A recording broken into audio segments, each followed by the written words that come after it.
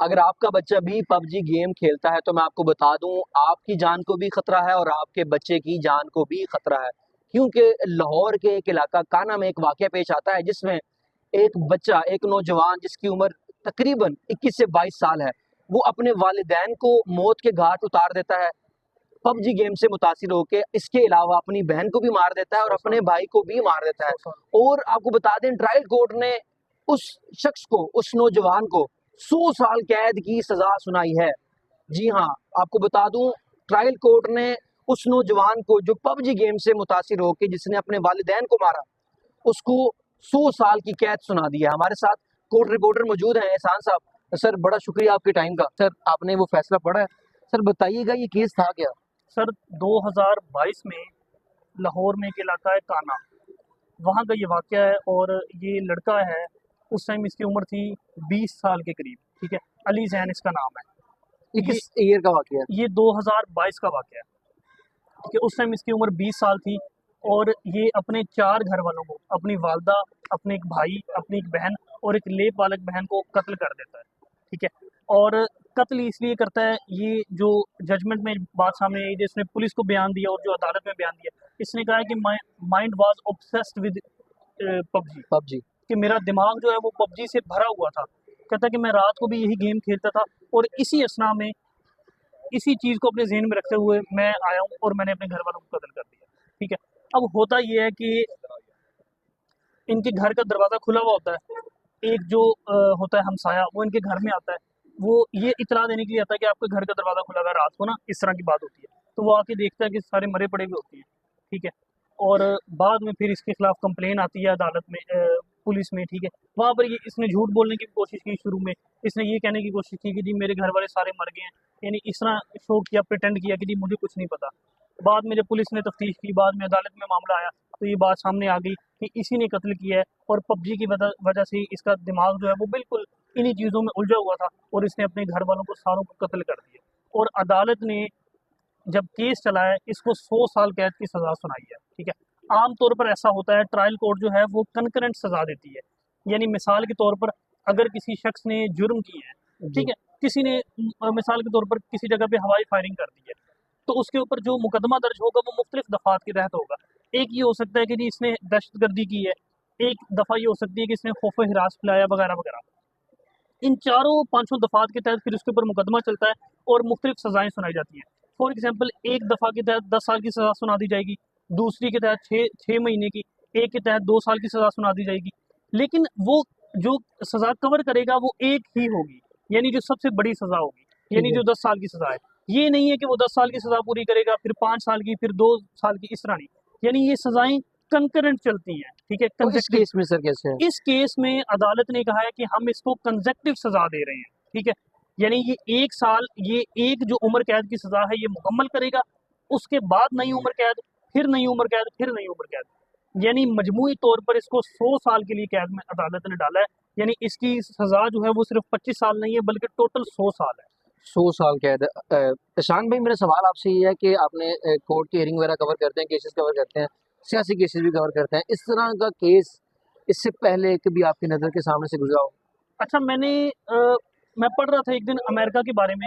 वहाँ पर एक शख्स जो है वो एआई इस्तेमाल किया करता था और एआई बहुत ज़्यादा इस्तेमाल करता था।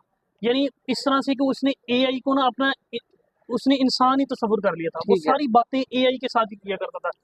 चैट जीपीटी, ये मुख्तलिफ और, ठीक है। और इस तरह से ऑब्सेस्ड होके उसने खुदकुशी कर ली। यानी टेक्नोलॉजी का ये एक बुरा इस्तेमाल ज़रूर है कि वो ऑब्सेस्ड हो गया, पता नहीं वो क्या कमांड दे रहा होगा और पता नहीं उसको आगे से क्या जवाबात मिल रहे होंगे, ठीक है। और उसने फिर आगे एंड में खुदकुशी कर ली और अदालत में ये केस भी चला। उसकी वालदा ने अदालत में यही बयान दिया कि मेरे बेटे के जो कातिल है वो एआई है। इस तरह ये जो टेक्नोलॉजी है, जाहिर है ये आप पर भी डिपेंड करता है कि आप उसका किस तरह इस्तेमाल इसका कर रहे इस्तेमाल हैं। करते हैं। उसका बुरा इस्तेमाल भी हो सकता है। अब सर्कमस्टांसिस यही है कि वो ऑब्सेस्ड हुआ वो होगा पबजी खेल खेल के, उसको हर वक्त मार धाड़ यही सारी चीजें नजर आ रही होंगी। मैंने वो गेम खेली तो नहीं, इसलिए मुझे उसका ज्यादा अंदाजा नहीं है कि वो किस नौइयत की गेम है, लेकिन जाहिर है उसमें यही चीजें होती होंगी। तो ये सारी चीजें उसके दिमाग के ऊपर हावी हुई भी होंगी, उसके सबकॉन्शियस माइंड में ये सारी चीजें चल रही होंगी और उसने बाल आखिर आगे ये स्टेप उठा दिया। अच्छा हारून, एहसान भाई, मेरा सवाल आपसे ये है कि अगर बात करें टिकटॉक के हवाले से या पबजी के हवाले से, तो पहले ऐसी चीज़ें मंजर यहाँ पर आती रही हैं कि इसको बैन कर दिया जाए, ये जो हमारी नस्ल है उसको ख़राब कर रही है। इसमें एक तो जज्बाती जो लोग जो हैं वो मज़ीद इस पे उनको उनके ऊपर हावी हो जाती है ये क्या नाम है पबजी। तो इस हवाले से क्या लगता है कि अदारों को क्या स्टेप लेना चाहिए ताकि इस तरह के वाक़ये दोबारा ना हो? अच्छा देखिए, ये जो है ना पाबंदी लगाना किसी भी चीज़ पे, ये कोई हल नहीं है। ये टेम्परेरी हल तो हो सकता है, लेकिन लॉन्ग रन में ये कोई हल नहीं है। जो जदीद कौमें हैं, उन्होंने जदीदियत का रास्ता नहीं रोका है, बल्कि जदीदियत की वजह से आने वाले जो मसाइल हैं, उनका रास्ता रोका है। मिसाल के तौर पर सोशल मीडिया के ऊपर फेक न्यूज़ चल रही होती है, ठीक है? तो आप उस फेक न्यूज़ को काउंटर करें, बजाय इसके कि आप कहें कि जी सोशल मीडिया ही बंद कर दें, ठीक है? इस तरह तो फिर आप क्या-क्या कुछ बंद करते चले जाएँगे। इस तरह तो आप टेक्नोलॉजी को आने दे ही नहीं सकते। जब भी कोई नई चीज़ पैदा होती है, उसके मसाइल भी होते हैं। जैसे मिसाल के तौर पर आज से 100 साल पहले जब इतनी ट्रैफ़िक नहीं होगी, इतने ट्रैफ़िक एक्सीडेंट्स भी नहीं होते होंगे। आज कारें ज़्यादा हैं, गाड़ियाँ ज़्यादा हैं, उनके एक्सीडेंट भी ज़्यादा होते हैं। अब मैं अगर ये कहूँ कि यार मैंने ना, चूँकि इसकी वजह से एक्सीडेंट्स बहुत ज़्यादा हो रहे हैं, तो इसकी वजह से मैं बंद करने लगा हूँ ट्रैफ़िक, तो ये कोई ठीक तरीका नहीं है। अच्छा, ये ज़रूर हो सकता है कि मैं कहूँ जी मैं ट्रैफ़िक कवानीन को सख्त करूँगा, मैं लाइसेंसिंग पूरी चेक करूँगा, मैं लोगों को देखूँगा कि इसको कब लाइसेंस जारी करना है, कब नहीं करना, ये चीज़ें हो सकती हैं। लेकिन अगर मैं कहूँ कि जी मैं ट्रैफ़िक ही बंद कर दूँ, ये तो कोई हल नहीं मतलब इसके ऊपर आप समझ रहे हैं कि लॉ है। बनना इस पे चाहिए। चेक्स एंड बैलेंसेस होने हुँ। चाहिए, गाइडलाइंस होनी चाहिए, ठीक है? मुख्तलिफ जो टीओआरस जिनको हम कहते हैं, वो सारी होनी चाहिए, बजाय इसके कि हम कहें कि यार इसका रास्ता ही हम बंद कर दें। और इसका रास्ता आप बंद कर नहीं सकते हैं, ठीक है?